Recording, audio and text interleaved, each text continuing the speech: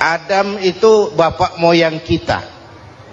Dosanya satu, makan buah khuldi, dikeluarkan dari surga. Kita dosanya banyak, kepengen masuk, nggak nyambung. Hai Adam, dari tidak ada kamu saya adakan. Saya perintahkan tinggal di surga.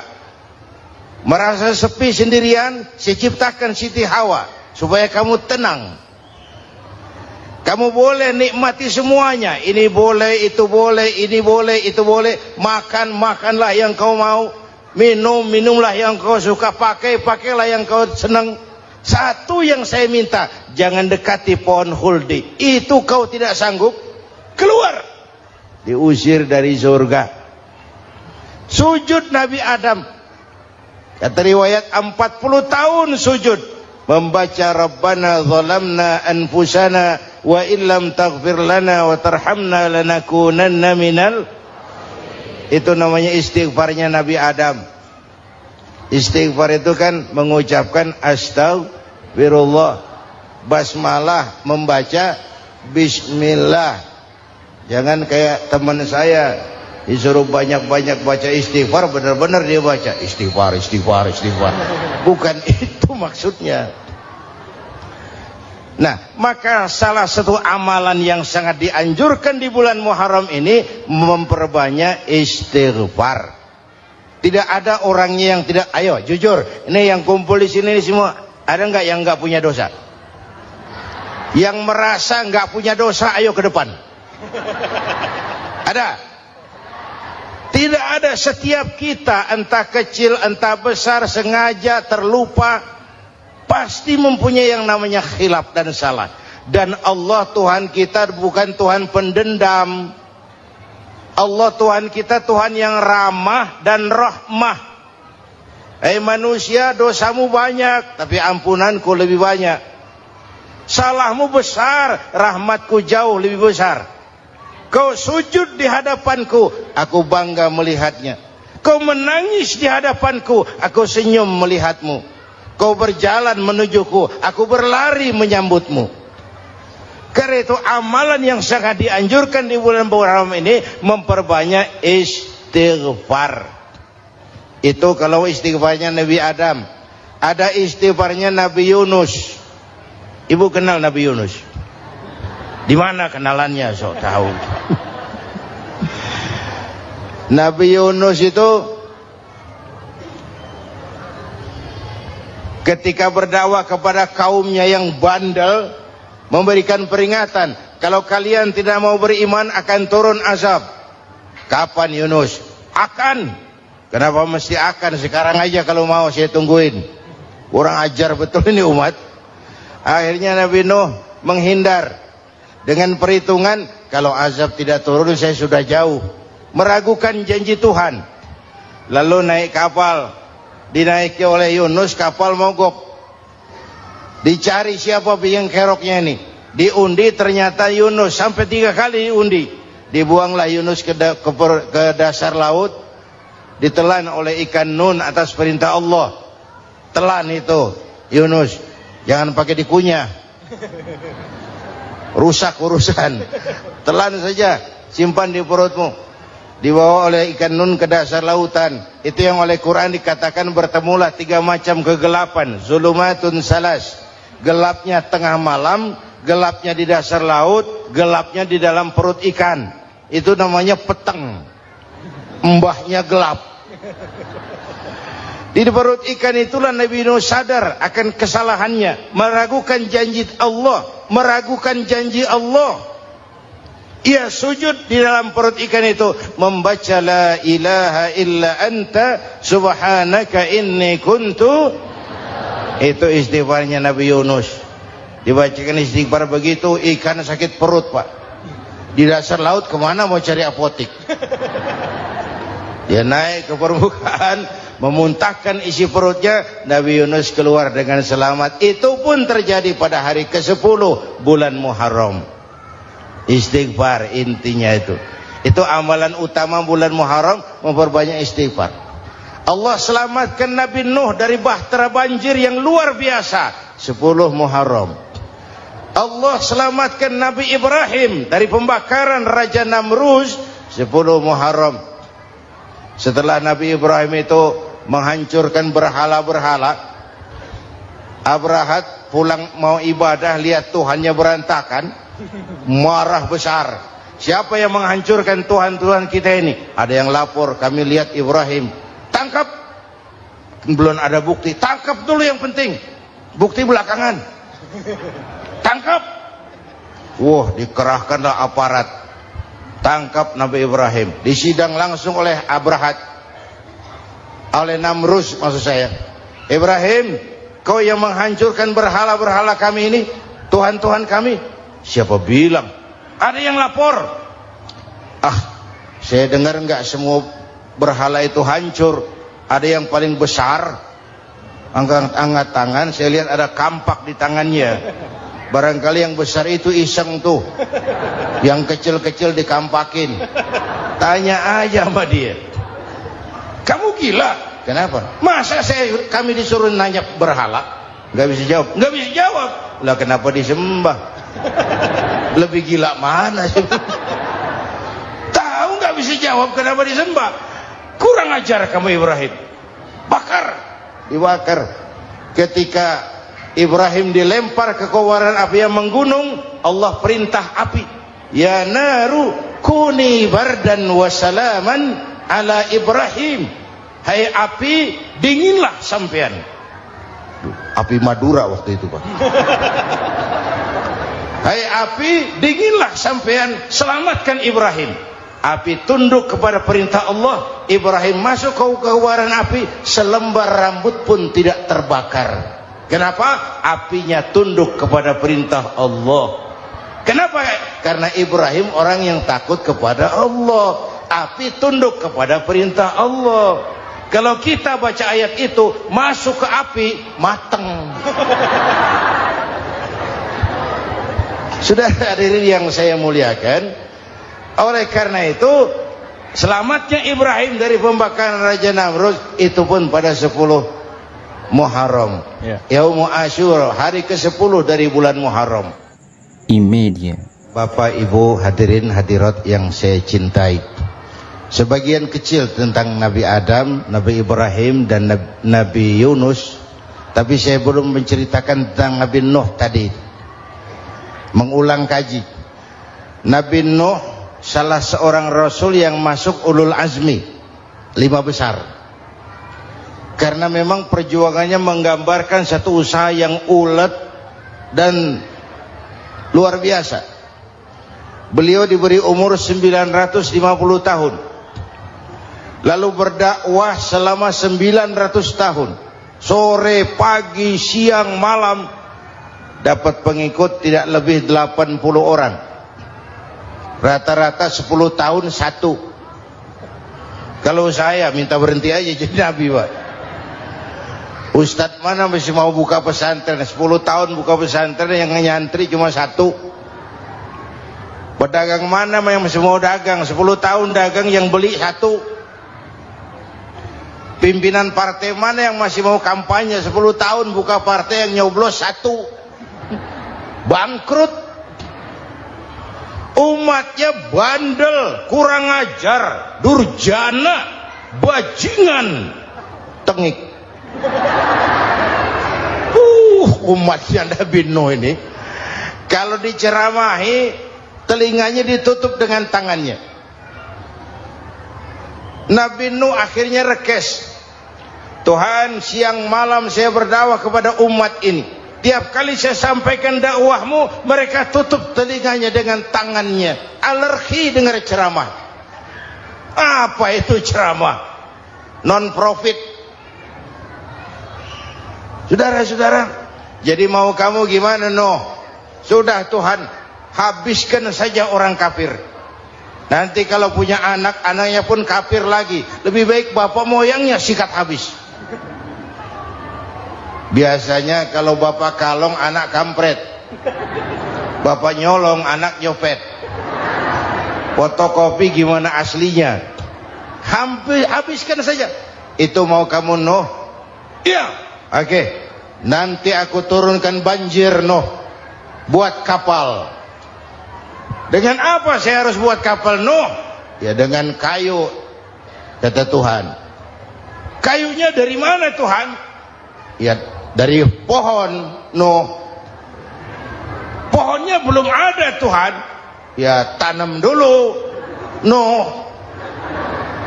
Bikin kapal, kayunya nanam pohon. Apa artinya? Perjuangan perlu kesabaran. Sukses itu ada prosesnya. Nggak bisa simsalabim abracadabra lalu kita mau sukses. Semua ada prosesnya. Walaupun kenyataannya begitu. Sukses banyak bapaknya, gagal itu yatim. Kalau kita sukses banyak yang ngakuin. Yang baru ketemu pakai manggil encing. Ketemu baru. Tapi sukses banyak bapaknya. Gagal yatim, nggak ada yang mau ngakuin kalau kita gagal itu.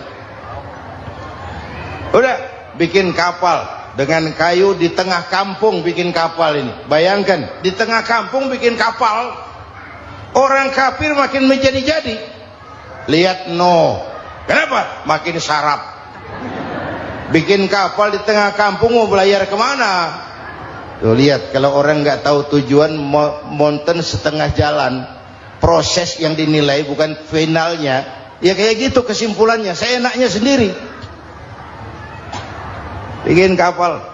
Kapal mendekati selesai. Ini orang kafir rame-rame datang ke kapal Nuh. Mau apa? Buang najis. Sakit perut berangkat ke kapal Nabi Nuh. Nongkrong. Dapat 2-3 tumpuk pulang. Penuh lantai kapal dengan najis manusia. Inilah perjuangan. Bukan jalan raya lurus bertabur bunga di kanan kirinya. Banyak ondak dan duri, fitnah, caci maki, antipat, segala macam. Nuh. Ada orang tua dasar kafir, kurang ajar, sudah stroke berangkat juga ke kapal Nuh. Mau buang najis, pincang-pincang digotong orang. Selesai buang najis, dia bangun mau pulang, pegangan tiang kapal terpeleset, jatuh di atas tumpukan najis. Terjadi keajaiban, yang stroke-nya sembuh, lumpuhnya hilang, berangkat digotong-gotong pulang, jalan gagah sekali. Tapi orang pekampungnya heran, ente sudah sembuh? Sudah. Berobat di mana? Kok begitu paten? Di kapal Nuh. Masih banyak.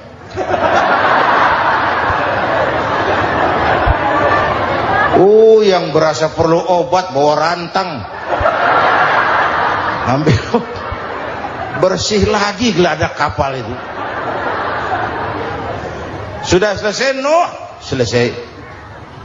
Oke, kau orang yang beriman bersamamu, binatang serba sepasang, naik Nabi Nuh, naik orang beriman, naik binatang serba sepasang. Ini cikal bakal penyelamatan manusia, Pak. Naiklah orang beriman, sudah naik semua, Nabi Nuh kontrol. Ini contoh buat kita, kontrol. Sudah naik semua teman-teman, sudah. Pemimpin yang baik bukan cuma terima laporan di belakang meja. Laporan itu yang mana juga bagus. Sama juga kampanye, kampanye yang mana juga merdu. Kalau saya, kalau aja yang dihitung. Pernah ada calon bupati kampanye janji, kalau saya berhasil kita akan banyak bangun jembatan di daerah kita. Rakyat tanya, Pak, nggak ada sungai di kampung kita, Pak. Dia bilang, sungainya kita bangun sekalian. Udah kadung janji, mana pula orang mau bangun sungai ini. Saudara-saudara, kontrol. Jangan cuma tunggu laporan di belakang meja, semua laporan bagus. Ya Bu? Bu?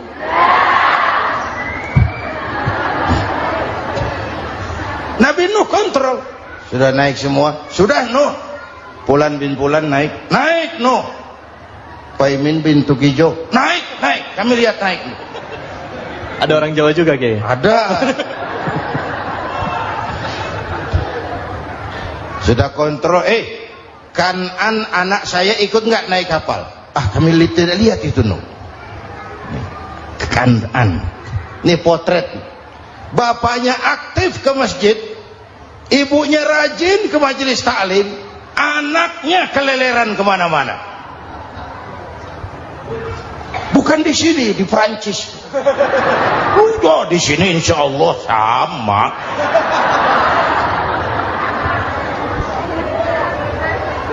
Nuh karena sayang anak, Nuh karena cinta anak, Nuh karena tanggung jawab anak, cari naik ke atas kapal. Lihat Kan'an, anak saya, nggak lihat Nuh. Turun ke ruang bawah, periksa lagi. Mang, ayah Kan'an di dia. Jamaah Tasik ini rupanya di dalam. Tuh ayah mang. Ayah ke mana ya budak ini? Turun ke bawah, tanya lagi. Ono Kan'an to? Ora nano raketo. Rombongan Jawa Tengah.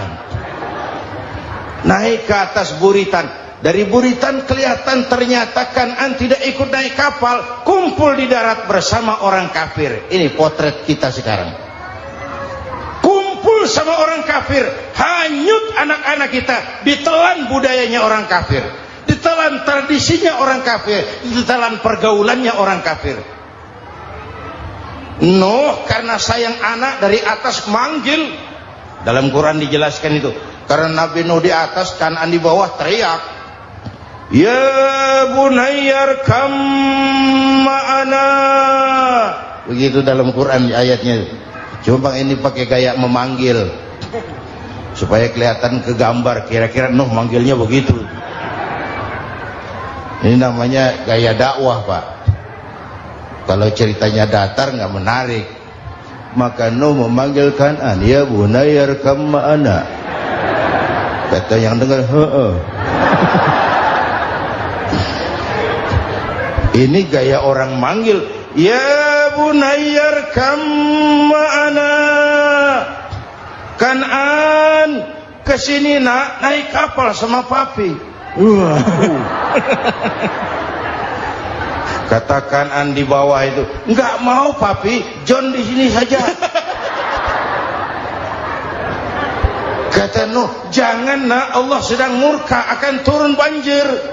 Kalau datang banjir papi, sa'awi ila jabalin ya'simuni minal ma', saya akan naik ke gunung tinggi yang bisa menyelamatkan saya dari banjir.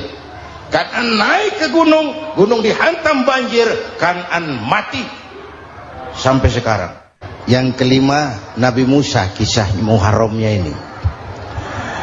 Lahir dalam kondisi yang sulit karena Fir'aun mimpi akan lahir seorang anak dari keturunan Bani Israel yang akan menghancurkan kerajaannya. Kata Fir'aun, sudah lahir belum anaknya? Belum. Kalau gitu mulai malam ini laki-laki dilarang bergaul sama istrinya. Semua perempuan hamil di bawah pengawasan negara. Mulai hari ini kalau lahir anak laki-laki terutama Bani Israel, penggal. Satpol PP disiapkan. Udah ada kayaknya. Ada. Patroli. Bayangkan, Fir'aun itu bikin undang-undang seenaknya sendiri. Apalagi merasa kekuasaannya dalam ancaman. Penguasa manapun kalau merasa dalam ancaman, panik. Padahal kekuasaan itu kayak harimau. Makin lama ditaiki, makin sulit turun. Kenapa? Karena macannya makin lapar. Naik terus capek, turun dimakan harimau. Serba sulit. Saudara-saudara, kalau kita mau belajar dari Pak Harto, saya melihat kekurangan Pak Harto cuma satu, terlambat berhenti.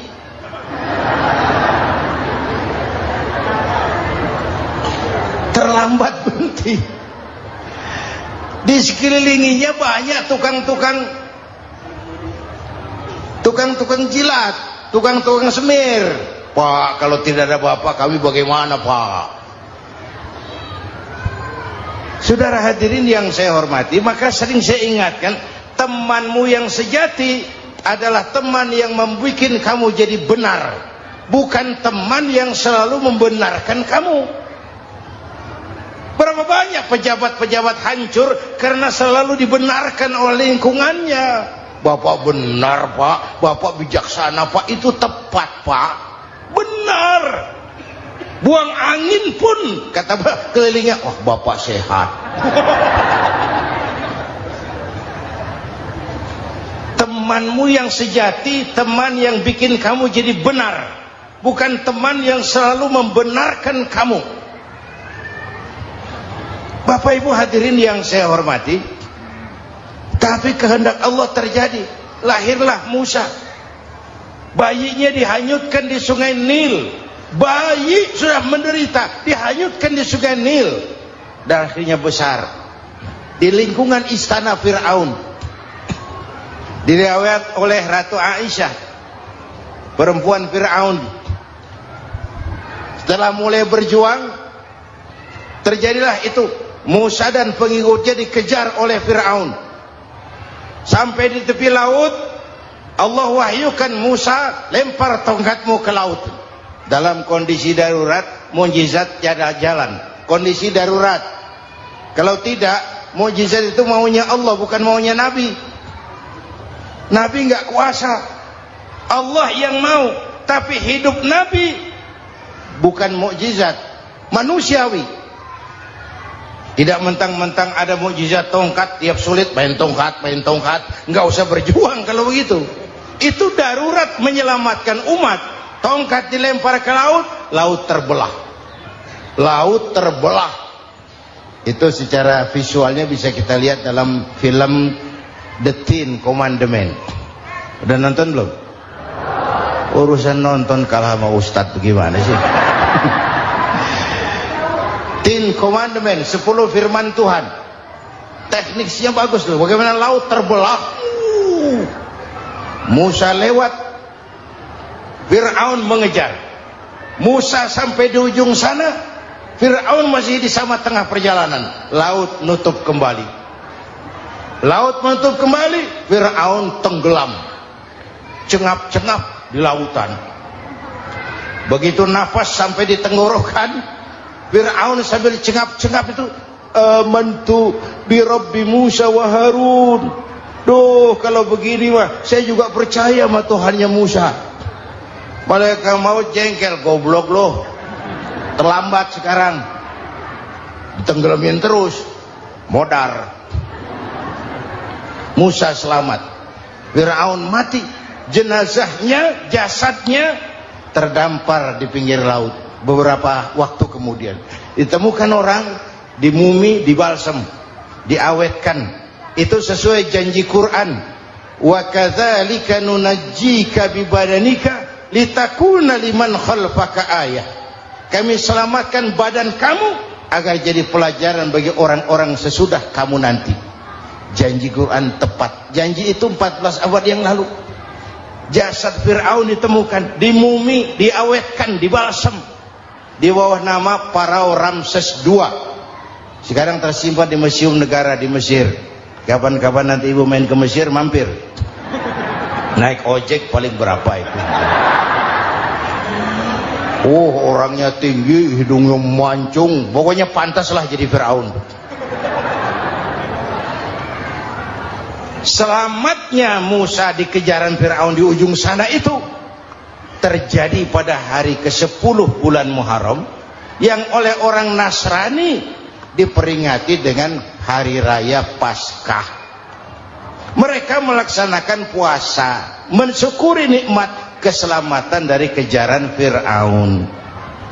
Makanya kalau kita ikut puasa di bulan Muharram, bukan mengikuti syariatnya Nasrani, salah. Karena Nabi mengajarkan, itu sumbernya, bukan ikutan sama ibadahnya Israel. Tapi memang agama ini kan merupakan mata rantai. Datang Rasul baru melengkapi Rasul sebelumnya, datang Rasul baru melengkapi Rasul sebelumnya.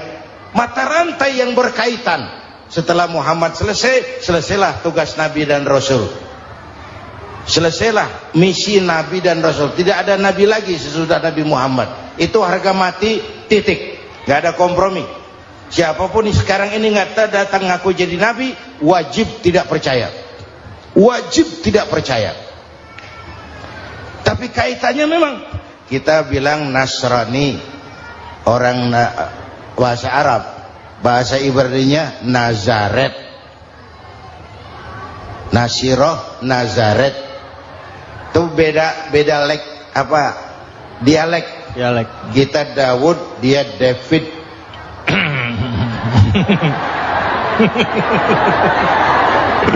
Ibrani. Kita Ali, dia Alek.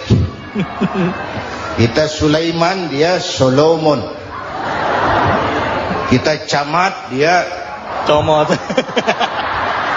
ini yang ngomong ini comot sembarang. Imedia. Bapak dan Ibu jamaah yang saya cintai, pertanyaan pertama, hijrah qalbiyah. Ada hijrah badaniyah, hijrah fisik yang dilakukan Nabi dan sahabat dari Mekah ke Madinah. Itu hijrah badaniyah. Ada hijrah qalbiyah, hijrah hati. Dan ini yang kita perlukan sekarang.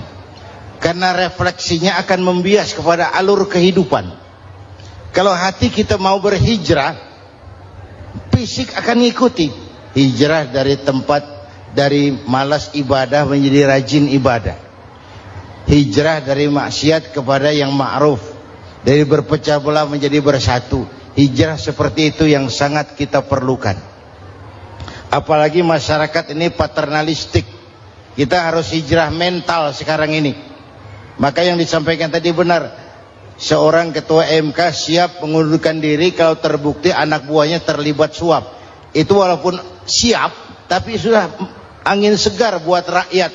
Bahwa masih ada banyak insya Allah pejabat kita yang punya harga diri. Walaupun ada juga pejabat kita yang muka tembok, kulit badak, kuping kebo. Muka tembok, kulit badak, kuping kebo. Biasanya kalau kereta api tabrakan di negara-negara maju, Menteri Perhubungannya mundur.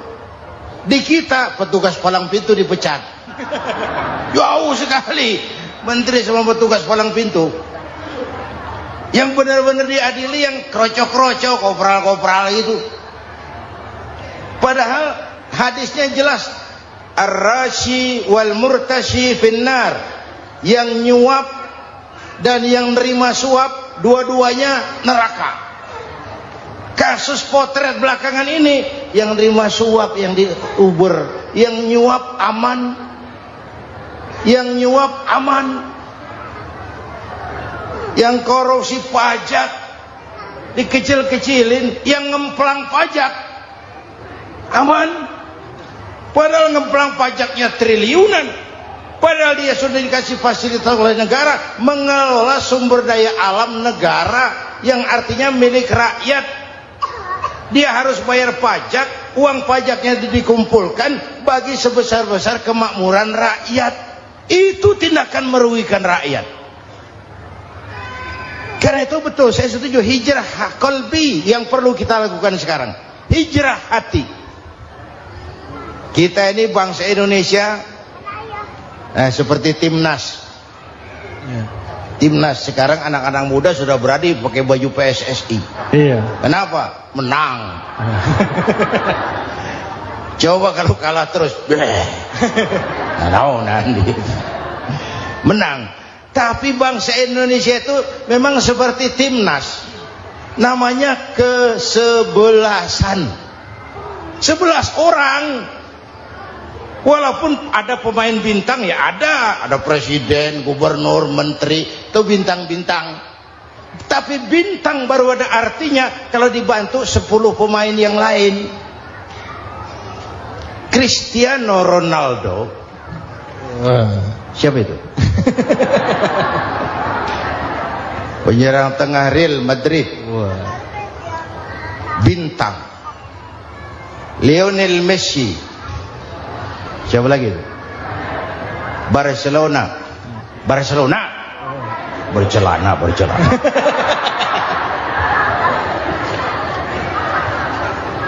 Michael Rooney, bintang Manchester United.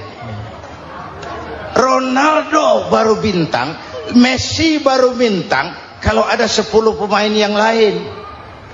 Bagaimanapun hebatnya Cristiano Ronaldo, kalau sendirian lawan satu kesebelasan, babak belur. Itulah kita, bangsa Indonesia. Kita satu kesebelasan, harus saling memperkuat. Ada bangsa kita ini yang jadi jaksa, ada yang jadi hakim, ada yang jadi polisi. Itu posisi penyerang tengah, kiri luar, kanan dalam, back, striker, kiper, posisi. Tapi sadar kita satu kesebelasan, Bung. Jangan bikin gol ke gawang sendiri. Kalau punya bola bagus, operan dong sama temannya. Yang bisa menciptakan gol, operan. Ada yang jadi pengusaha besar, bagus boleh. Punya untung besar, operan. Kasih masjid, kasih pesantren, operan. Ini kesebelasan kita kalau punya bola, pelitnya setengah mati, Pak. Nggak mau ngoper. Bawa sendiri, mending bikin gol. Enggak.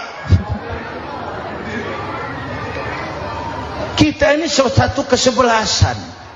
Satu sama lain harus saling memperkuat. Bahwa ada penyerang tengah, itu si posisi. Tapi kalau memang peluang memungkinkan, ayo dong operan. Saya iri sama kesebelasan Nasrani di Indonesia. Mereka kalau punya bola, operannya cakep. Gereja cepat selesai, rumah sakit Kristen cepat selesai. Kenapa? Operannya bagus. Kita ini kalau punya bola bawa sendiri, nggak mau ngoper. Maka masjid nggak selesai-selesai. Madrasah banyak yang bocor. Rumah sakit Islam kalah bersaing. Kenapa? Operannya berat. Ayo menyadari kita ini timnas, satu kesebelasan. Jangan menjegal kawan seiring, kawan sendiri dijegal. Sudah musuh terlalu kuat, gawang sendiri dijebol. Akhirnya terbalik kita ini. Ujian terberat telah diberikan Allah kepada para anbiya. Kemudian para aulia, kemudian para ulama. Summal amsal fal amsal, ke bawah dan ke bawah, diuji setiap orang menurut kekuatannya berpegang kepada agama. Kalau karena anak Melayu bilang, kalau takut dengan ombak, jangan berumah di tepi pantai. Kalau takut diterjang ombak, jangan berumah di tepi pantai. Kata ibu tadi, mau jadi pohon tinggi harus berani ketiup angin. Makin tinggi pohonnya, makin keras anginnya. Takut angin, jangan jadi pohon tinggi, jadilah rumput. Enggak ditiup angin, tapi diinjak kebo. Apa yang enggak ada resikonya? Apa yang enggak ada resikonya? Semua nabi ada yang dihantam kekuasaan yang arogansi. Ibrahim berhadapan dengan Namrud. Musa berhadapan dengan Fir'aun. Ada yang diuji dengan berhadapan umat yang sangat kurang ajar. Ada yang diuji dengan gosip yang dahsyat. Nabi Yusuf digosipi sama Zulaikha itu. Nabi Yusuf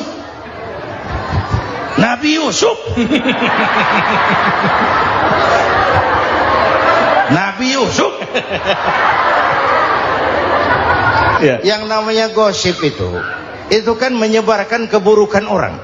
Kalau benar saja hukumnya ghibah. Kalau salah hukumnya fitnah.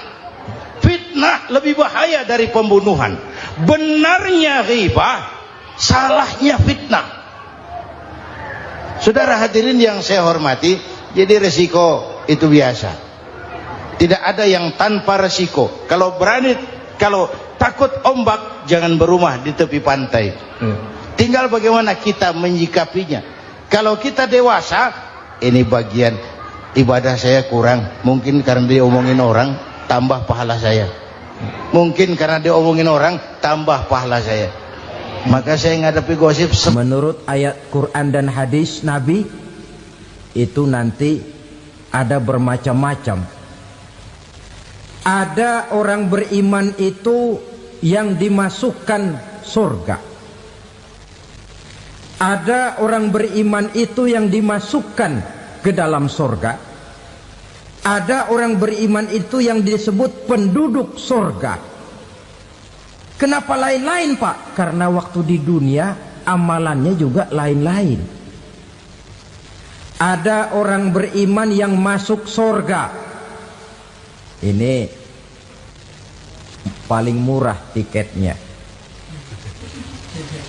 Mau masuk surga?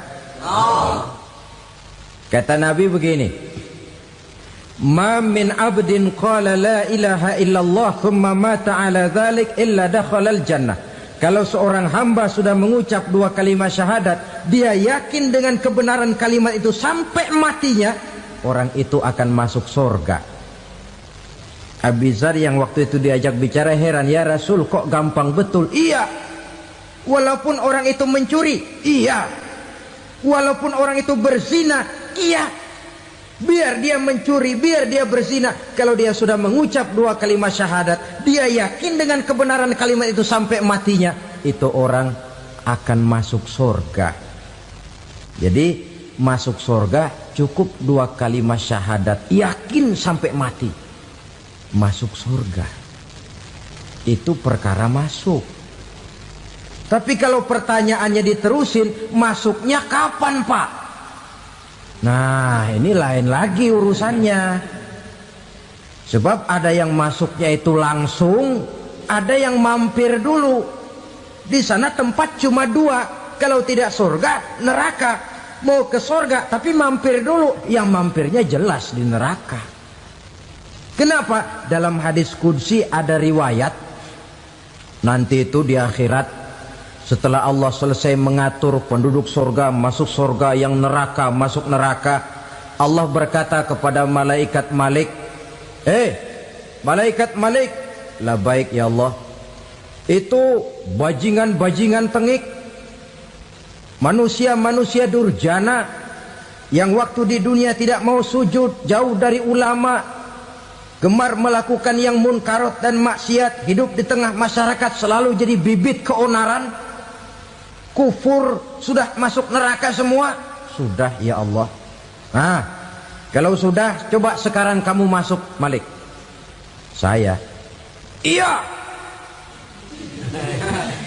masuk neraka. Mau apa ya Allah? Kata Allah, akhriju minan nar man kana fi qalbihi misqala habatin min khardalin min iman. Kau masuk neraka, cari di dalam neraka orang-orang yang ada imannya walaupun kecil sebesar biji zarah, angkat mereka keluar. Masuk malaikat Malik ke neraka, cari orang yang ada imannya, korek-korek. Ya repot, udah pada gosong. Yang ada imannya diangkat ke atas, yang ada imannya diangkat ke atas, lalu dimandikan di Nahrul Hayat, namanya sungai kehidupan di akhirat nanti. Cakep lagi rupanya, bersih lagi wajahnya, apel di hadapan Allah. Kata Allah, bagaimana mas? Kapok nggak sampean? Kapok ya Allah. Nah, kalau kapok, idhab fadkhulil jannah, pergi masuk surga sana. Berangkat mereka ke surga, ketemu sama teman-temannya yang udah sampai lebih dulu, yang nggak pakai mampir lagi. Terjadi dialog. Kata teman-temannya yang udah pada nyampe duluan, mas, iya, emang baru sampai? Saya baru sampai. Memang mampir di mana dulu mas? Kita sudah lama sampai di surga. Saudara buka surah Al-Muddatsir ayat 34-35. Ma salakakum fis saqar? Kenapa kamu mampir di neraka Saqar? Qalu lam naku minal musallin. Mereka menjawab, kami mampir di neraka Sakor mas, gara-gara dulunya kami waktu di dunia tidak pernah sholat. Tidak pernah sholat? Tidak pernah. Karena rumahnya dekat masjid. Cuma dekat doang mas. Sholat mah enggak saya.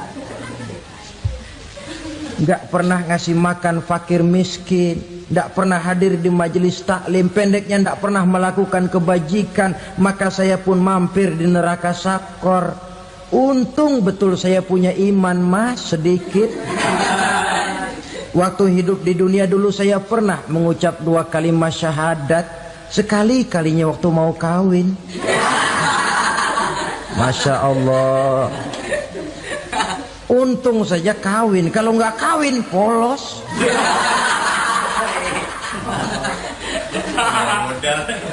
Itu juga pengulu sudah setengah mati ngajarin. Asyhadu alla, asyaduaan, asyaduaan.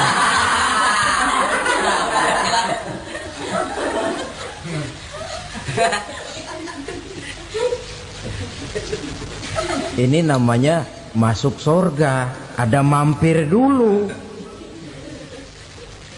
Ada pula orang mukmin itu yang dimasukkan surga. Namanya dimasukkan kan terima beres. Saya masuk ke rumah, jalan sendiri, cari tempat sendiri. Saya dimasukkan ke dalam rumah, terima beres. Pokok ada di dalam, itu dimasukkan namanya. Nggak pakai mampir. Tapi tentu tiketnya lebih mahal ketimbang yang pertama tadi. Apa kata Allah?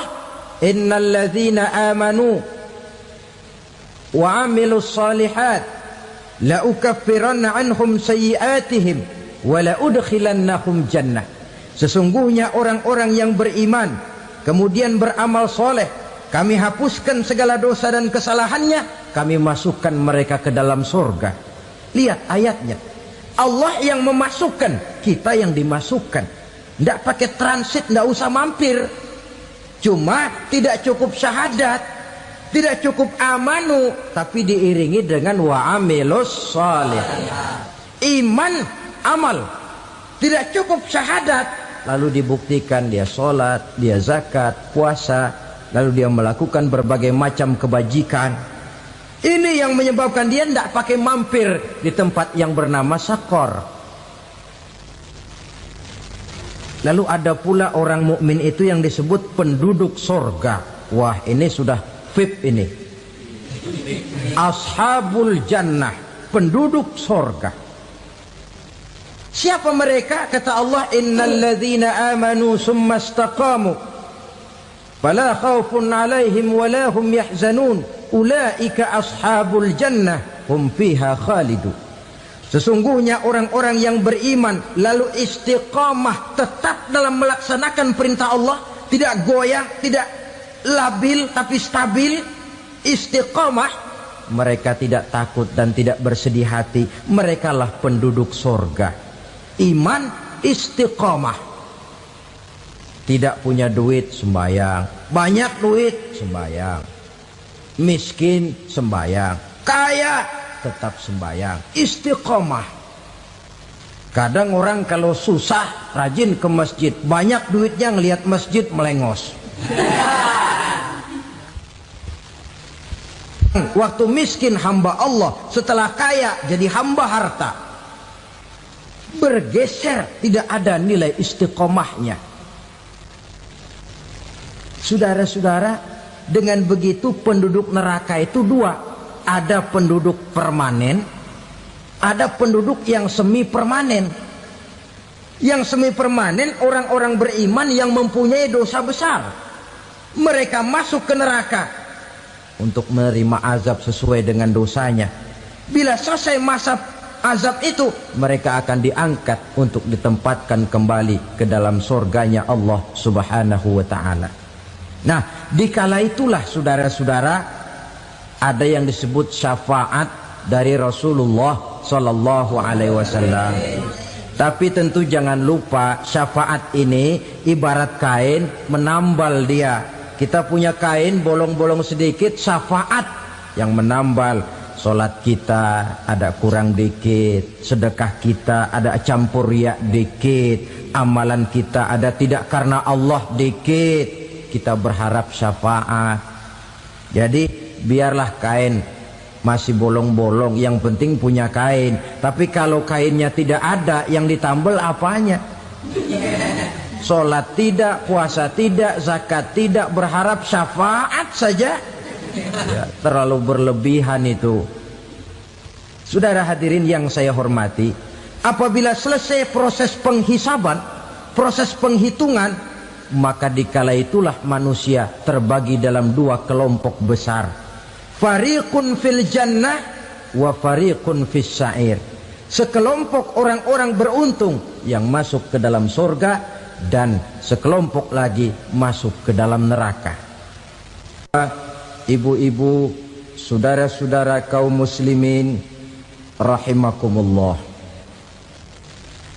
Pada pertemuan yang lalu sudah saya jelaskan bahwa hidup selalu berakhir dengan kematian. Apabila datang kematian menimpa seseorang, datanglah kiamat baginya. Itu yang disebut dengan kiamat kecil.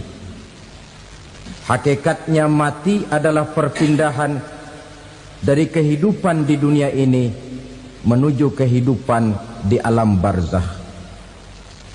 Menunggu kita di alam barzakh sampai datangnya saat kiamat, entah 10 tahun, entah 100 tahun, entah 1000 tahun, hanya Allah saja yang maha tahu.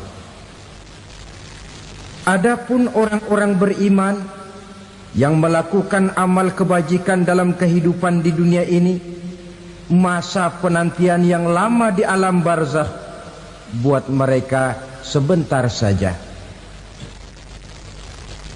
Tetapi bagi orang-orang kafir yang ingkar, yang tidak beriman kepada Allah, yang hidup di dunia cuma menumpuk-numpuk dosa, tentu penantian di alam barzakh akan merupakan waktu yang sangat lama.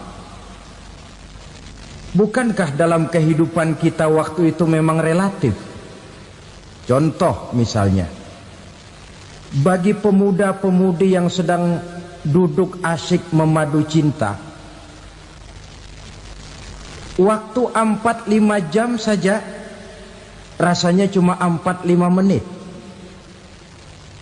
Tenggelam oleh keasikan. Tapi buat orang yang berbaring di rumah sakit, meratap di balik-balik apa itu tembok derita kata lagu, di balik dinding-dinding penjara, sehari bagai seminggu, seminggu rasa sebulan, sebulan boleh jadi rasa setahun. Penantian yang sangat lama. Kapan kiamat itu akan datang? Ini rahasia Allah. Jangankan kita yang orang awam, baginda Nabi sendiri tidak diberitahu oleh Allah kapan kiamat itu akan terjadi. Tetapi sungguh pun demikian, banyak hadis-hadis yang menjelaskan ciri atau tanda-tanda datangnya kiamat. Nah, kalau sudah bicara soal tanda, tanda kiamat itu ada dua. Pertama yang disebut alamatus sughra, tanda-tanda kecil. Ini waktunya masih ada tenggang. Ada yang dinamakan alamatul kubra, tanda-tanda besar. Artinya kiamat sudah diambang pintu. Apa tanda-tanda kecil dari datangnya hari kiamat itu? Misalnya kata Nabi, apabila ilmu sudah diangkat oleh Allah, artinya apabila ulama sudah banyak wafat, minat orang belajar agama berkurang, lalu kebodohan nampak merajalela di mana-mana, zina dikerjakan secara terbuka, minuman-minuman keras jadi kebanggaan, itu termasuk di antara tanda-tanda kecil terjadinya hari kiamat. Apalagi misalnya iza waladatil ammatu rabbataha, apabila budak sudah melahirkan tuan. Apa maksudnya? Ada yang mentafsirkan apabila anak sudah bisa membudaki orang tuanya. Orang tua yang melahirkan dia, yang membesarkan dia, demi setelah si anak besar jadi orang berpangkat, bertitel, berharta, berkedudukan, jadilah orang tua itu budaknya. Sehingga sering dibilang kalau orang tua kaya, anak jadi raja. Tapi kalau anak yang kaya, orang tua sering jadi budak. Apalagi munculnya fitnah yang bergelombang, timbul perang antara dua bangsa yang besar, waktu berjalan terasa sangat pendek sekali. Itu merupakan tanda di antara tanda-tanda kiamat. Termasuk di dalamnya sulit membedakan mana laki, mana perempuan. Kan kalau tanda-tanda kayak begini sekarang sudah banyak kita lihat kan. Ulama banyak wafat, penggantinya sulit. Zina dikerjakan berterang-terangan, minuman keras jadi kebanggaan, banyak anak membudaki orang tuanya, sulit membedakan mana laki mana perempuan. Kadang-kadang dari belakang kita lihat perempuan bener, begitu kita colek nengok jenggotan.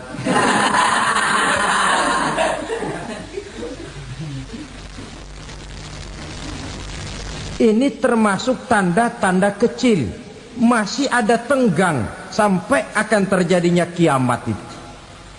Nah, yang dimaksud dengan tanda-tanda besar, ini tanda besar artinya kiamat sudah diambang pintu. Pertama, matahari terbit dari sebelah barat. Apabila matahari sudah terbit dari arah sebelah barat, tertutuplah sudah pintu taubat. Bersabda Nabi kita, la taqumus sa'atu hatta tatlu'a syamsu min maghribiha. Tidak akan datang hari kiamat sampai matahari terbit dari arah sebelah barat. Wa iza tala'at, manakala matahari telah terbit dari arah sebelah barat, wara'ahan nasu, manusia banyak menyaksikan itu, amanu ajma'un, mereka pun lalu beriman. Yang tadinya kafir, yang tadinya ingkar, yang tadinya membangkang, setelah melihat matahari terbit dari sebelah barat, buru-buru beriman, berlomba-lomba mengucap dua kalimat syahadat. Tapi apa yang terjadi? Kata Nabi, wadzalika hina la yanfa'u nafsan imanuha lam takun amanat min qabl. Hari itu adalah hari yang iman sudah tidak berguna lagi bagi seseorang apabila sebelumnya memang dia tidak pernah beriman. Au kasabat fi imaniha khaira, atau beriman tetapi tidak pernah melakukan kebajikan di dalam keimanannya itu. Hari yang sudah kasib, hari yang sudah terlambat, beriman tidak akan ada gunanya lagi. Ini pelajaran buat kita. Sebelum sang surya terbit dari sebelah barat, sebelum nafas sampai di tenggorokan, artinya pintu taubat masih terbuka. Kalau dua hal itu sudah terwujud, nafas sudah sampai di kerongkongan atau matahari sudah terbit dari arah sebelah barat, tertutuplah sudah pintu taubat. Tak ada lagi gunanya pangkat, jabatan, harta, bahkan beriman pun dalam suasana macam itu too late, kata orang Kulon. Sudah terlambat. Matahari terbit dari arah sebelah barat, itu tanda besar, artinya kiamat sudah diambang pintu. Lalu apalagi tanda besar? Munculnya Dajjal. Dajjal artinya pendusta-pendusta yang menyesatkan manusia. Ada dua macam Dajjal, saudara. Ada Dajjal kecil. Ini Dajjal kelas teri. Kalau ini sejak zaman Rasulullah sudah ada itu. Tiap zaman ada. Di zaman Rasulullah misalnya ada yang bernama Aswad al-Unsi dari Yaman, ada yang namanya Musailamah al-Kazzab dari Yamamah, ada yang namanya Ibnu Sayyad dari Madinah. Ini dajjal-dajjal di zaman Rasul. Musailamatul Kazzab memproklamirkan diri jadi nabi, dia di zaman Rasul masih hidup. Ini dajjal zaman Nabi. Di zaman sahabat muncul dajjal-dajjal. Di zaman kita sekarang ini dajjal-dajjal pun gentayangan. Dajjal-dajjal kelas teri. Kerjanya mendustakan manusia, menyesatkan manusia, memalingkan manusia dari jalan yang benar dan diridhoi oleh Allah Subhanahu wa taala. Adapun yang merupakan tanda besar dari datangnya kiamat, dajjal-dajjal kelas kakap, pembohong-pembohong besar yang menyesatkan masyarakat manusia berpaling dari jalan Allah mengikuti jalan mereka. Apa sih ciri dajjal itu? Kata Nabi dalam hadis Bukhari Muslim, innad dajjala, sesungguhnya yang namanya dajjal itu yakhruju, satu saat akan muncul mendekati hari kiamat, wa inna ma'ahu ma'an, si dajjal ini membawa air, wa naran, dan juga membawa api. Dua simbol. Di tangan yang satu dia bawa air, di tangan yang satu dia bawa api. Wa ammal ladzi yarahu an-nasu ma'an fanarun. Adapun yang orang banyak lihat air, hakikatnya adalah api. Yang dilihat api, hakikatnya adalah air. Oleh sebab itu, kalau api yang ditawarkan, ambillah air. Kalau air yang ditawarkan, pilihlah api. Maksudnya apa ini? Ini bahasa simbol, saudara-saudara. Dajjal bicaranya seolah-olah untuk kepentingan manusia, menawarkan surga. Surga yang dia tawarkan hakikatnya neraka. Hai manusia, kalau kau mau bahagia, jangan dekat-dekat dengan agama. Solat itu tidak efektif dan efisien, tidak produktif dari segi ekonomi itu. Menghadiri majelis taklim cuma buang-buang waktu. Tahajud, tasbih, tahlil, baca Quran, apa itu? Pekerjaan mubazir saja. Hidup ini cuma sekali, masa yang cuma sekali, manfaatkan dengan sebaik-baiknya. Mumpung, dibawanya sifat mumpung tetapi dalam pengertian yang sangat negatif. Bicaranya seolah-olah untuk kepentingan manusia, tetapi sebenarnya menjerumuskan manusia. Menawarkan air tapi sebenarnya api, menawarkan api tapi hakikatnya air.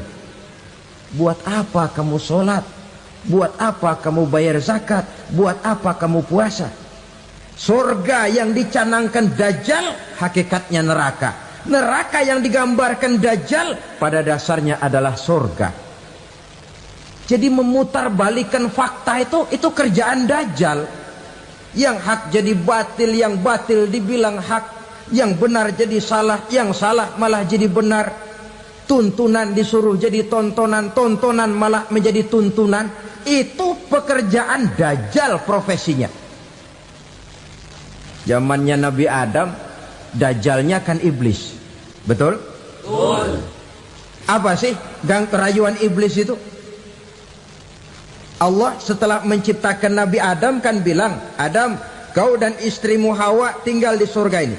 Seluruh fasilitas yang ada di surga persilahkan kau nikmati. Satu yang tidak boleh, jangan coba-coba dekati pohon khuldi. Dekat saja jangan, apalagi sampai memetiknya.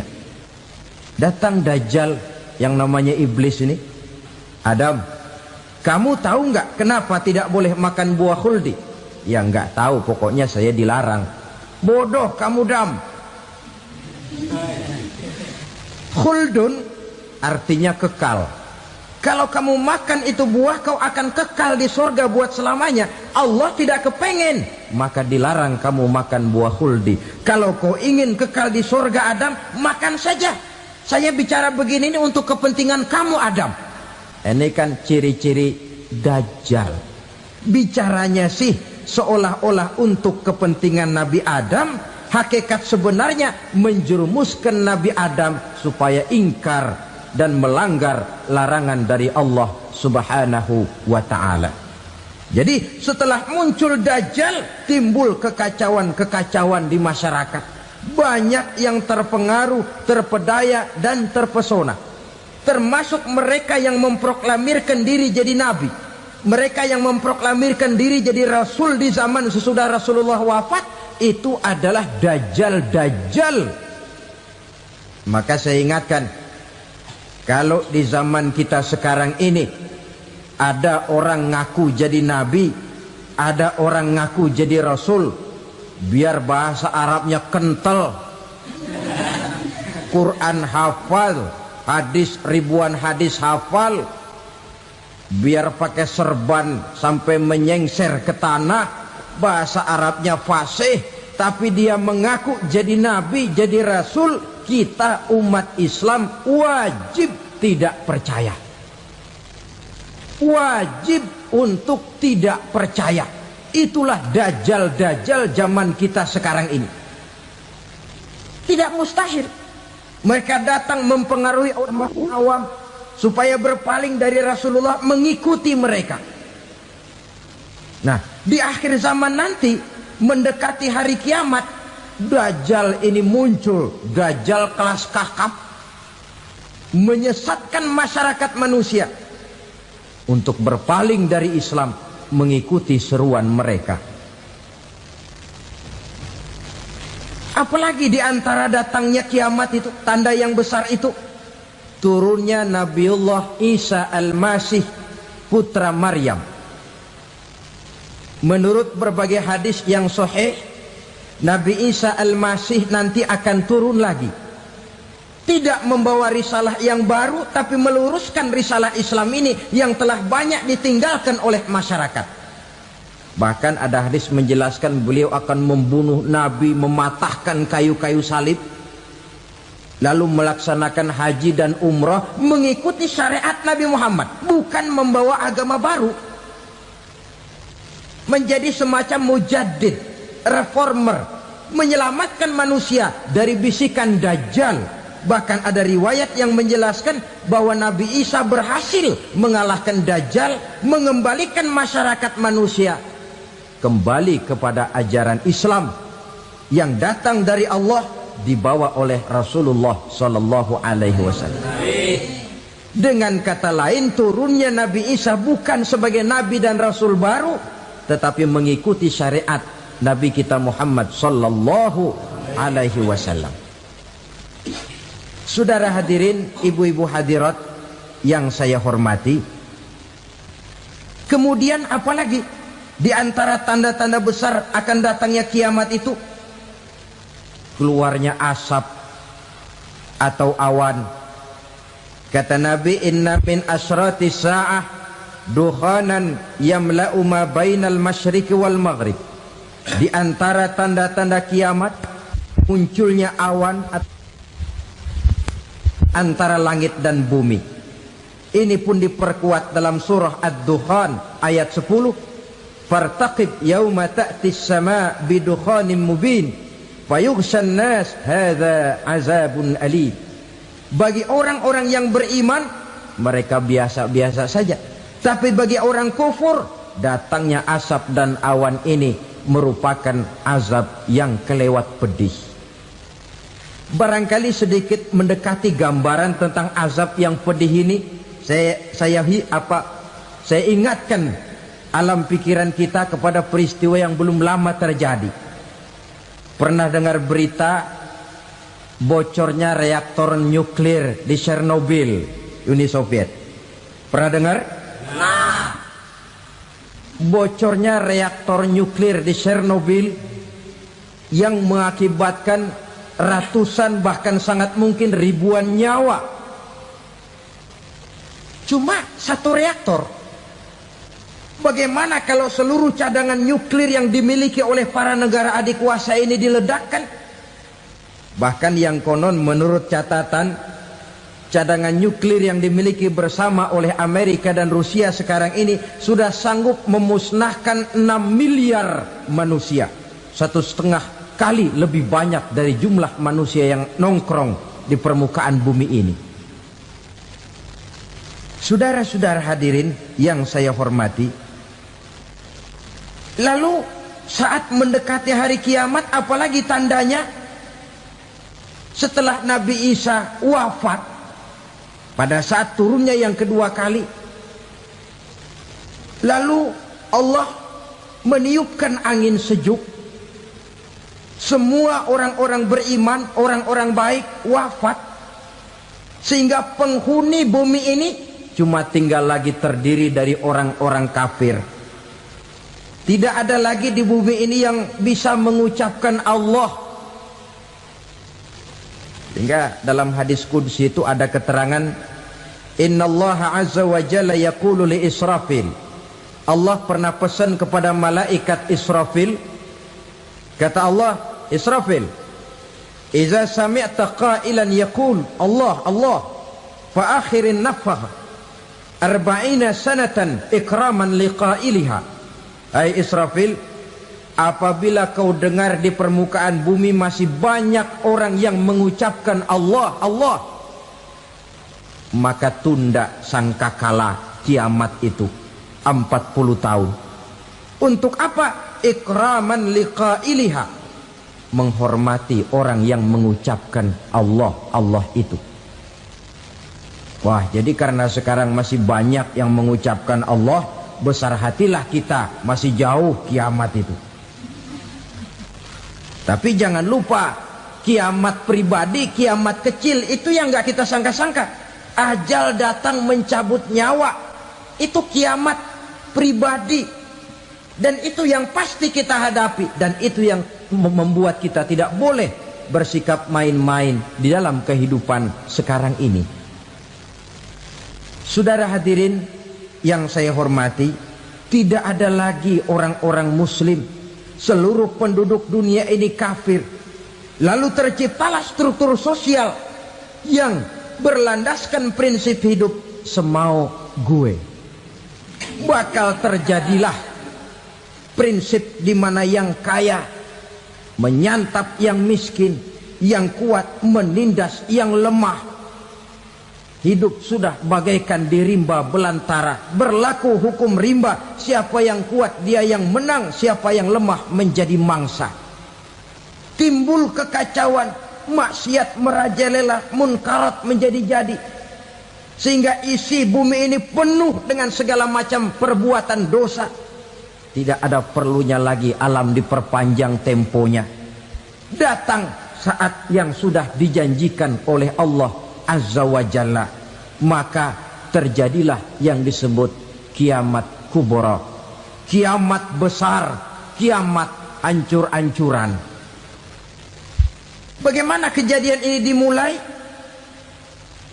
Dalam surah Az-Zumar ayat 68, Allah Subhanahu wa taala berfirman, "Wa nufikha fis-suri fasa'iqa man fis samawati wa man fil ardi illa man sya'allahu." Maka manakala ditiuplah sangkakala, terkejutlah seluruh yang ada di langit dan seluruh yang ada di bumi. Bila saat kiamat datang, Allah perintah malaikat Israfil, Israfil, tiup sangkakalamu. Ditiuplah sangkakala oleh malaikat Israfil. Yang akibat daripada tiupan itu, seluruh yang ada di langit, seluruh yang ada di permukaan bumi terkejut. Yang ada di langit siapa? Malaikat kan. Bayangin aja kalau malaikat kaget, apalagi kita. Terkejut seluruh makhluk yang ada di bumi, yang ada di langit mendengar suara sangkakala itu. Bunyinya tidak sanggup kita bayangkan dahsyatnya. ledakan nuklir, ledakan neutron, belum apa-apa ketimbang bunyi sangkakala malaikat Israfil ini. Nah, lalu mendengar bunyi sangkakala ini, gemparlah makhluk, kacaulah alam. Bumi gempa, planet-planet bertabrakan, gunung meletus, air laut tumpah ke darat, angin topan bertiup, halilintar menyambar. Lalu semua yang bernama hidup mati total. Mati bareng tanpa persiapan. La haula wala quwata illa billah. Saya kadang-kadang dalam tafakur bermohon, ya Allah, mudah-mudahan saya enggak nemuin kiamat beneran. Ngeri. Tidak bisa kita bayangkan macam apa suasana seperti itu. Allah saja banyak memberikan gambaran, misalnya Al-Qari'ah, wa mal qari'ah, wa ma adraka mal qari'ah. Kejadian yang menggemparkan. Tahukah kamu apa kejadian yang menggemparkan itu? Yauma yakunun nasu kal farasil mabsus wa takunul jibalu kal ihnil manfus. Pada saat itu manusia berterbangan bagai kupu-kupu. Gunung berterbangan seperti kapas ditiup angin. Gunung saja macam kapas, konon lagi manusia. Kematian total, mulai semut sampai gajah mati, jin mati, iblis mati, malaikat mati. Oh, malaikat saja mati. Saudara hadirin yang saya hormati, kematian total yang tanpa persiapan. Orang bilang, Pak, kalau mati bareng begitu yang repot malaikat maut dong ya. Cabut sana, cabut sini. Itu kalau menurut logika kita, mestinya begitu menurut logika. Tapi logika juga yang nggak perlu serepot itu. Sebab untuk mematikan listrik di wilayah DKI, di wilayah Jakarta, nggak perlu tiap rumah didatengin, matiin, ya lama. Cukup dari kantor pusatnya saja PLN tekan satu tombol, gelaplah seluruh Jakarta. Saudara hadirin yang saya hormati, kematian total. Lalu setelah kematian total, planet-planet juga mati, dalam arti tidak bergerak dan beredar. Angin mati, dalam arti tidak bertiup. Air mati, dalam arti tidak ada riak gelombang. Pokoknya semua mati. Kullu nafsin za'iqatul maut, semua yang bernafas mati. Dalam ayat lain, kullu man 'alaiha fan, semua yang ada di permukaan bumi fana. Yang kekal cuma Allah Subhanahu wa ta'ala. Yang paling belakang mati malaikat maut dan malaikat Israfil. Tapi mati juga sesuai dengan janji Allah. 10 lamanya. Tidak dijelaskan oleh Abi Hurairah 40 jam, apa 40 hari, apa 40 tahun. Hadis-hadis cuma menyebutkan 40 saja. Sunyi alam. Yang tinggal cuma Allah saja lagi. Ketika itu Allah berseru-seru, katanya, limanil mulkul yauma, siapa para penguasa hari ini? Mana itu raja-raja dan penguasa yang dulu mengaku jadi Tuhan? Fir'aun, mana Fir'aun sekarang? Yang dulu jadi raja, merasa berhasil, sombong, lalu tidak mau turun-turun dari kekuasaannya, sampai kepada puncak kekurang ajarannya mengangkat diri jadi Tuhan. Mana itu Fir'aun? Namrus, mana sekarang Namrus? La ilaha illa ana, ternyata tidak ada Tuhan lain selain daripada aku, kata Allah. Proses kemudian, saudara-saudara, turunlah hujan dari langit. 40 lamanya hujan itu. Tidak jelas juga 40 jam apa 40 hari. Setelah air turun membasahi, datanglah tiupan sangkakala yang kedua.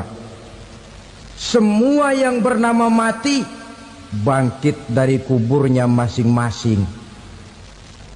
Ini yang disebut Yaumul Ba'thi, hari kebangkitan. Allahu Akbar. Pada saat kita bangkit dari kubur kita masing-masing, kumpul di padang mahsyar namanya. Bayangin aja, saya sendiri nggak sanggup bayangin. Manusia sejak zaman Adam sampai zaman kiamat kumpul bareng di tempat sama. Berapa banyaknya itu?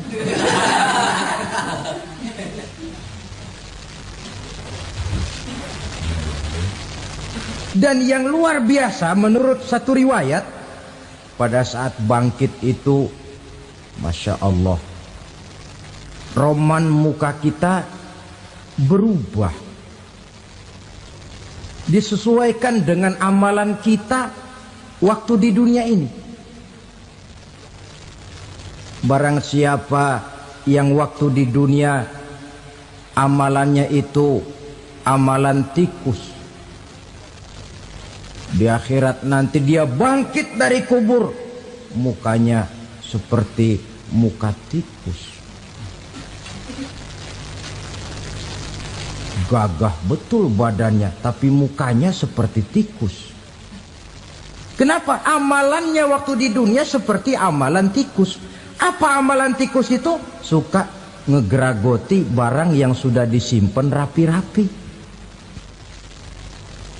Orang sudah simpan uang rapi-rapi, simpan perhiasan rapi-rapi, digeragoti oleh tikus. Maling-maling, pencoleng-pencoleng, koruptor-koruptor, itu nanti di akhirat nanti kita lihat mukanya seperti muka tikus. Oh, ini waktu di dunia suka nyolong, mukanya seperti muka tikus. Barang siapa yang waktu di dunia ini amalannya itu amalan macan, dia akan bangkit nanti mukanya seperti muka macan. Apa amalan macan? Macan itu amalannya menang-menangan. Orang yang mau menang saja nggak mau mengalah. Coba lihat di hutan. Kenal hutan nggak? Nah. Di hutan, raja hutan di mana-mana pasti macan. Betul kan? Betul. Padahal hutan belum pernah bikin pemilihan umum. Tapi macan tidak peduli ada pemilihan umum apa tidak, pokok saya raja. Sebab apa? Macan jadi raja itu bukan karena benar, tapi karena kuat jadi raja. Setelah dia jadi raja, rakyat hutan yang mesti dilindungi malah dimakan oleh raja macan. Kambing rakyat hutan dimakan oleh macan. Ayam rakyat hutan dimakan oleh macan. Itu nanti kita lihat di akhirat itu mukanya seperti muka macan, gagah betul. Lalu barang siapa yang di dunia ini amalannya itu seperti amalan anjing, nanti dia punya muka seperti muka anjing. Apa amalan anjing? Pertama, anjing itu kalau disuruh jaga rumah, dia tidak bisa membedakan mana maling mana tamu. Biar yang datang maling kalau bawa tulang, anjing kalem. Yang kedua, anjing itu akan setia kepada siapa saja yang memberinya roti. Siapa yang memberinya roti, itulah majikannya. Apa kata majikannya, pasti dia laksanakan. Soal benar atau salah, dia tidak peduli. Setelah anjing dapat roti, dia tidak punya pilihan lain kecuali bilang, abdi mah kumaha juragan wae ayeuna mah.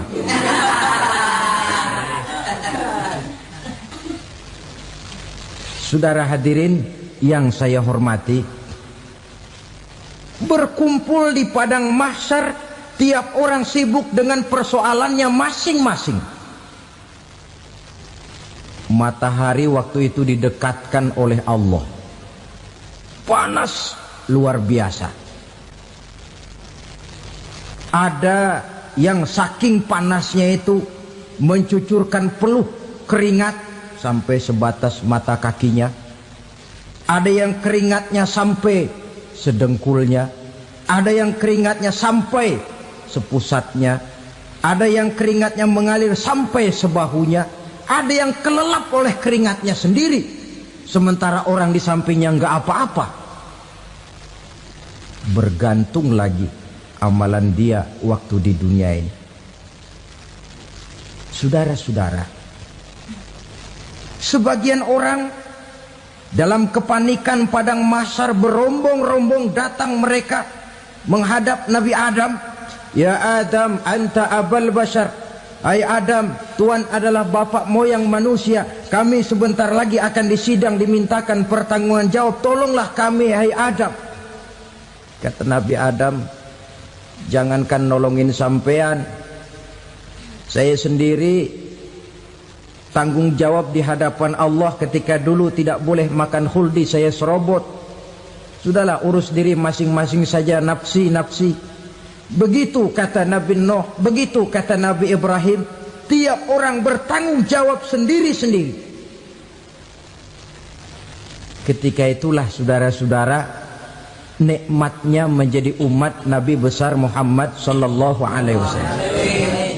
Sebab apa? Walaupun menurut abjad kita ini umat paling belakang, paling belakang kita ini toh, karena Nabi Muhammad adalah Nabi akhir, tapi akan dihisap lebih dulu, lewat di atas sirat lebih dulu, masuk surga lebih dahulu ketimbang umat-umat belakangan. Ketika Rasul mendekati ajal, beliau tanyakan itu kepada malaikat Jibril. Malaikat Jibril berkata, Muhammad jangan khawatir, Allah sudah berjanji, inni haramtul jannata ala sairil anbiya hatta tadkhulaha anta wa haramtuha ala sairil umami hatta tadkhulaha ummatuka. Surga aku haramkan buat seluruh nabi kecuali kalau engkau Muhammad sudah masuk ke dalamnya, dan surga aku haramkan buat seluruh umat kecuali kalau umatmu Muhammad sudah masuk ke dalamnya.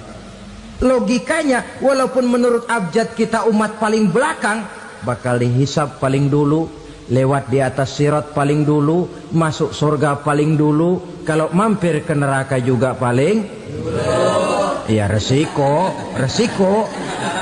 Jangan mau enaknya aja paling dulu. Saudara hadirin yang saya hormati, setelah masa kebangkitan itu jangan dikira begitu bangkit langsung diperiksa. Masih menunggu menanti ribuan tahun perhitungan padang mahsyar untuk sampai kepada proses yang disebut yaumul hisab, hari perhitungan. Seorang demi seorang bakal dipanggil. Bayangkan saja, kita se-RT saja di absen, kadang-kadang perlu waktu lama. Ini manusia sejak zaman Nabi Adam sampai datang hari kiamat, satu demi satu disidang di hadapan Qadhi Rabbul Jalil. Status sosial copot sudah waktu itu. Yang pernah jadi hartawan di situ tidak lagi kelihatan kehartawanannya. Yang pernah jadi jenderal tidak lagi dipanggil jenderalnya. Yang ustadz tidak lagi dipanggil al-mukarramnya. Seluruh status sosial selesai. Dipanggillah kita seorang demi seorang menghadap Qadhi Rabbul Jalil. Bagaimana proses penghisaban itu? Pertama, proses tanya jawab. Di antaranya ada hadis menyatakan, lan tazula qadama 'abdin yaumal qiyamah hatta yus'ala an arba'i khisalin. Besok di hari kiamat tidak akan bergeser telapak kaki seorang hamba sampai dia ditanya lebih dulu tentang 4 persoalan. Tentang ilmunya, Kemana ilmu itu diamalkan? Tentang umurnya, di mana umur itu dihabiskan? Tentang masa mudanya, kemana masa muda itu dipakai? Tentang hartanya, dari mana harta itu didapat dan kemana harta itu dibelanjakan. Ini termasuk proses tanya jawab. Jadi kalau istilah pengadilan dunia, nama Fulan bin Fulan. Kamu waktu di dunia diberikan umur panjang untuk apa? Pernah mengalami masa muda, kemana kau habiskan masa remajamu? Kau diamanahkan ilmu, dengan apa ilmumu kau amalkan? Kau diberikan harta, dari mana harta kau dapat, kemana kau belanjakan? Tak seorang pun yang bisa mungkir. Sebab apa? Dikala itu yang menjadi saksi bukan orang. Yang menjadi saksi adalah seluruh anggota badan kita. Tangan bicara, kaki jadi saksi terhadap seluruh amalan yang pernah kita kerjakan pada saat kehidupan di alam dunia ini. Selesai proses tanya jawab, lalu diperlihatkan buku catatan kita waktu hidup di dunia ini. Jangan lupa Allah itu menyiapkan 2 superkomputer kepada kita. Sebelah ditempelin sebelah kanan, yang sebelah tempelin di sebelah kiri. Komputer itu namanya Raqib dan Atid. 2 malaikat yang apabila baik kita lakukan, refleks saja akan menulis kebajikan kita. Jahat kita kerjakan akan tertulis. Catatan itu nanti diperlihatkan kepada kita. Waduh, alangkah malunya pada saat diperlihatkan catatan kita, buku rapot kita merah melulu. Barangkali diperiksa sambil diomelin, brengsek lo. Buku merah melulu begini, bagaimana waktu hidup di dunia? Tidak cukup diperlihatkan buku catatan kehidupan, rekaman kehidupan. Rekaman kehidupan kita secara utuh sejak terlahir sampai ajal datang merenggut nyawa. Barangkali mirip dengan video sekarang ini, di mana terekam dengan baik seluruh kegiatan kita sejak yang sekecil-kecilnya sampai kepada yang sebesar-besarnya. Untuk kemudian kita pun menerima balasan. In khairan fa khairun wa in syarran fa syarrun. Kalau baik ya baik balasannya, kalau jahat ya jahat juga balasannya. Catatan-catatan kita diberikan. Kalau banyak kebajikannya diberikan di tangan kanan dengan cara yang halus. Kalau banyak kejahatannya diberikan dari sebelah kiri atau dilempar dari belakang. Itulah sebabnya sejak di dunia ini kita sudah mohon kepada Allah. Ketika berwudu membasuh tangan kanan, apa kita bilang? Allahumma a'tini kitabi biyamini wa hasibni hisaban yasira. Ya Allah, berikan saya kitab di tangan kanan, dan kalau saya memang perlu dihisap, hisaplah saya yang seringan-ringannya. Tangan kiri berlindung kita kepada Allah. Jangan sampai diberikan kitab di tangan kiri atau dari arah sebelah belakang. Wa a'udzubika an tu'tiya kitabi bishimali aw min wara'i zuhri, dari arah sebelah belakang. Na'udzubillah min dzalik. Setelah selesai lewat proses penghisaban, lewat mizan, timbangan, maka yang sudah selesai dihisab itu bergeraklah menuju sirat, jembatan yang terbentang menuju surga melalui neraka. Saudara-saudara, panjangnya perjalanan sirat itu memakan waktu ratusan tahun. Tetapi orang yang lewat di atas sirat pun macam-macam, bergantung amalannya ketika di dunia ini. Ada yang lewat di atas sirat itu kal barkil khatib, seperti kilat yang menyambar, lep, sudah sampai dia di surga. Cepat bukan main. Ada yang lewat di atas sirat itu seperti orang lari-lari. Ada yang lewat di atas sirat itu seperti orang jalan biasa. Ada yang sambil merangkak, ada yang sambil ngesor, ada yang sambil gelayutan, ada yang selamat sampai ke ujung ke surga, ada yang tergelincir jatuh masuk ke dalam neraka, bergantung amalannya dalam kehidupan di dunia sekarang ini. Tiap kita akan melewati yang namanya sirat ini. Saudara-saudara kaum muslimin yang saya hormati, dengan demikian mereka yang selamat melalui sirat sampai ke terminal akhir surga, mereka yang ketika dihisab ternyata banyak kejahatannya daripada kebaikannya, mereka singgah di dalam neraka. Nah, adapun orang-orang yang beriman menurut ayat Quran dan hadis Nabi itu nanti ada bermacam-macam. Ada orang beriman itu yang dimasukkan surga. Ada orang beriman itu yang dimasukkan ke dalam surga. Ada orang beriman itu yang disebut penduduk surga.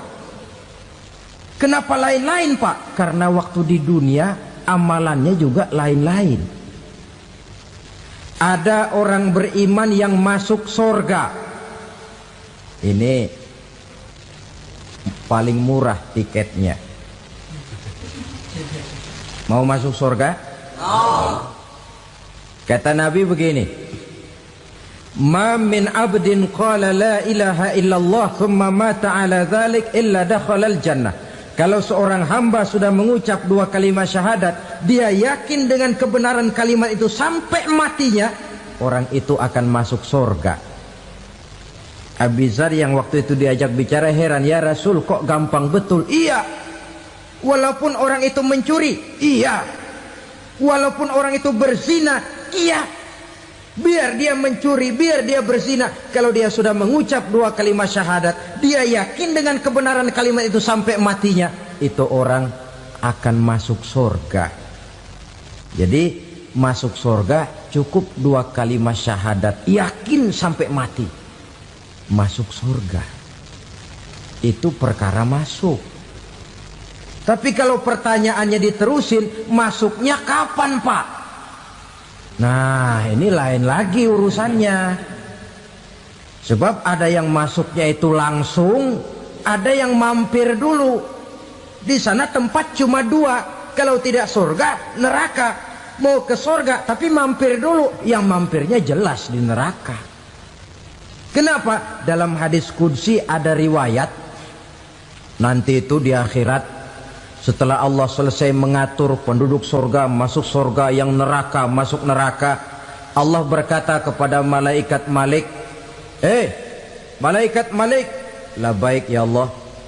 Itu bajingan-bajingan tengik, manusia-manusia durjana yang waktu di dunia tidak mau sujud, jauh dari ulama, gemar melakukan yang munkarat dan maksiat, hidup di tengah masyarakat selalu jadi bibit keonaran, kufur, sudah masuk neraka semua.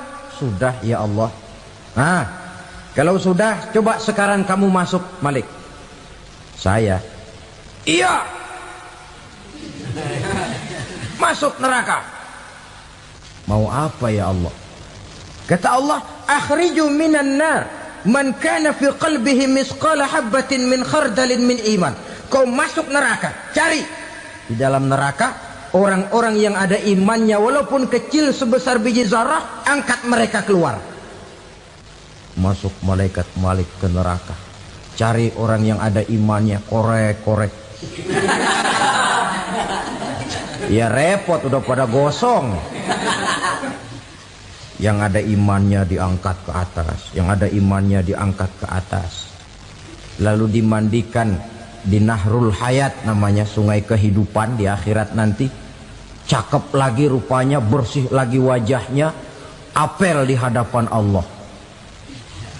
Kata Allah, bagaimana mas? Kapok enggak sampean? Kapok ya Allah. Nah, kalau kapok, idhab fadkhulil jannah. Pergi, masuk surga sana. Berangkat mereka ke surga. Ketemu sama teman-temannya yang udah sampai lebih dulu, yang nggak pakai mampir lagi. Terjadi dialog. Kata teman-temannya yang udah pada nyampe duluan, Mas, iya, emang baru sampai? Saya baru sampai. Memang mampir di mana dulu, Mas? Kita sudah lama sampai di surga. Saudara buka surah Al-Muddatsir ayat 34-35. Ma salakakum fis saqar? Kenapa kamu mampir di neraka Saqar? Qalu lam naku minal musallin. Mereka menjawab, kami mampir di neraka Saqar, Mas, gara-gara dulunya kami waktu di dunia tidak pernah sholat. Tidak pernah sholat? Tidak pernah. Kan rumahnya dekat masjid. Cuma dekat doang, Mas. Sholat mah enggak saya. Enggak pernah ngasih makan fakir miskin, enggak pernah hadir di majelis taklim, pendeknya enggak pernah melakukan kebajikan. Maka saya pun mampir di neraka Saqar. Untung betul saya punya iman, Mas, sedikit. Waktu hidup di dunia dulu saya pernah mengucap 2 kalimat syahadat. Sekali-kalinya waktu mau kawin. Masya Allah. Untung saja kawin. Kalau nggak kawin polos.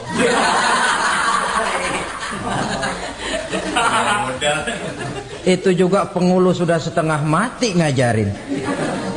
Asyhadu alla, asyaduaan, asyaduaan.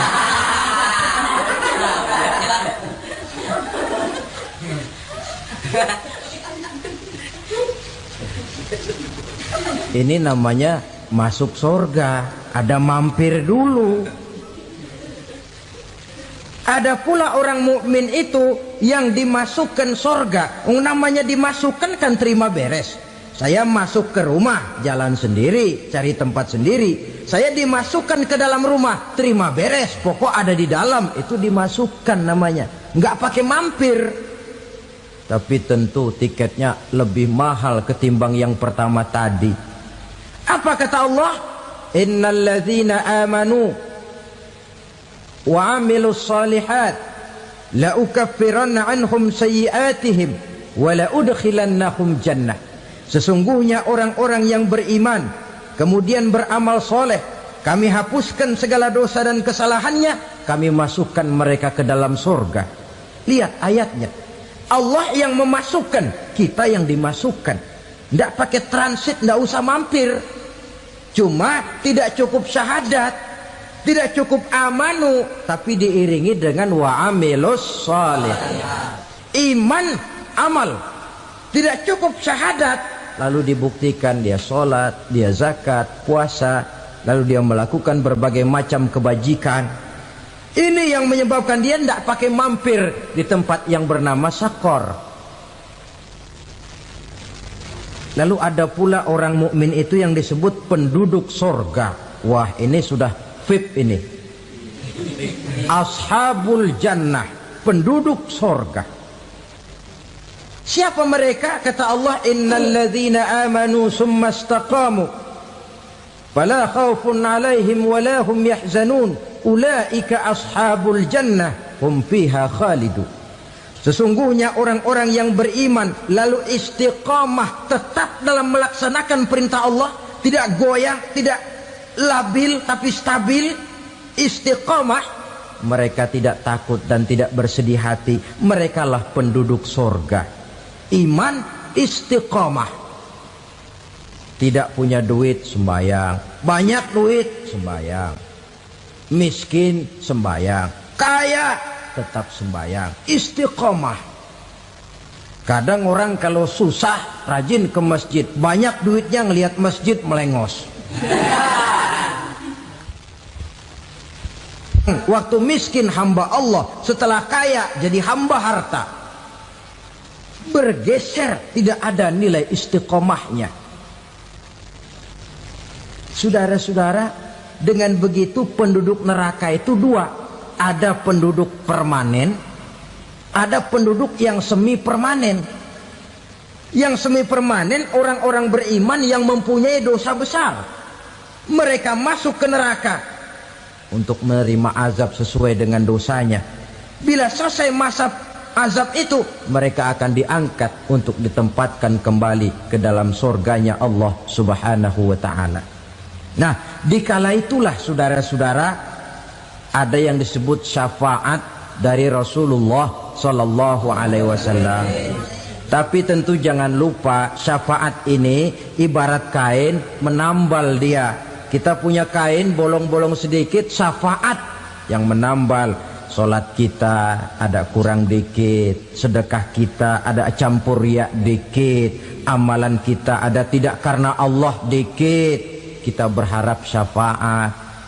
Jadi biarlah kain masih bolong-bolong, yang penting punya kain. Tapi kalau kainnya tidak ada, yang ditambal apanya?